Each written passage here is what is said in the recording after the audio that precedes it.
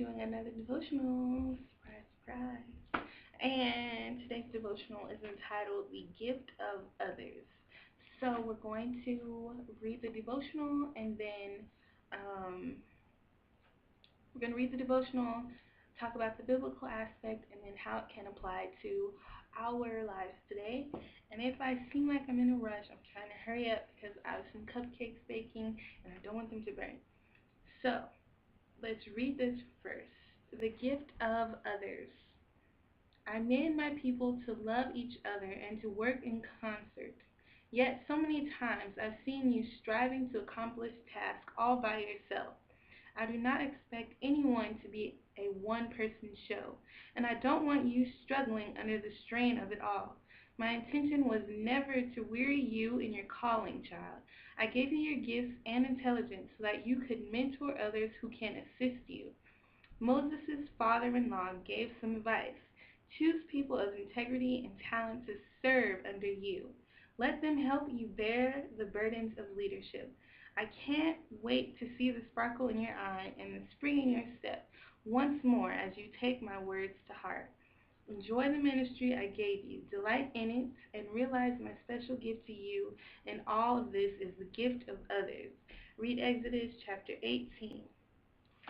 So, I actually just read Exodus recently, so it's kind of like still in my memory. So, first, the biblical aspect.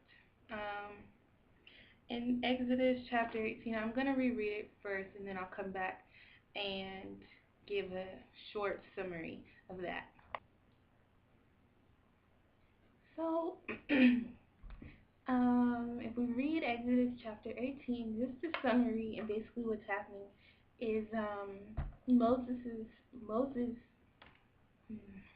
his father-in-law, is coming to visit him, and he's seeing all that God has done for him, and all the works God has done using Moses, and he's happy, he's so proud of his son-in-law, and he's like looking at him, he's wondering, why are you doing all this by yourself? You're up from morning until night doing all this work, and he's like, why can't you get help?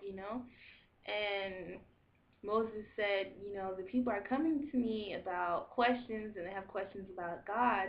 And when something comes up, they come to me. And really, everybody was coming to Moses, and they weren't going to anyone else. And so his father-in-law suggests that he assign people, other people to be leaders that the people could go to, so it wouldn't all just come to Moses. So he appointed different people to also be a person that they could go to for guidance, and whenever they had questions, they could go to other leaders and not just Moses. So our devotion was basically saying the gift of others, which is you don't have to do everything by yourself. We have help. We have other people in our lives to help get us from point A to point B. And I guess how this applies to our everyday life is pretty simple. God blesses us with people for a reason. He puts people in our lives to be of help to us. And when you have a calling, if you're a pastor or a youth minister or simply a teacher or just a friend, you don't have to struggle to be a friend. You don't have to be like, oh gosh, here comes so and so, how am I going to help them with their problems? You have other people to help you.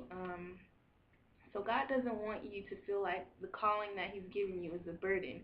He wants you to be happy and feel honored to have that calling and know that you don't have to do it alone.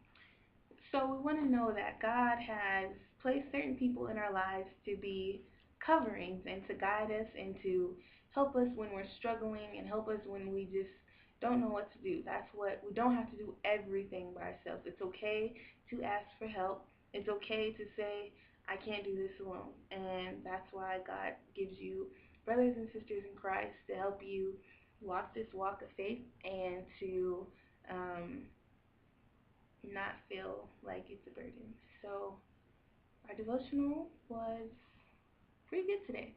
Have a great day, and I will talk with you sooner than later. And again, if you haven't seen the devotional, It's entitled Heaven Calling. So, check it out. Have a great day.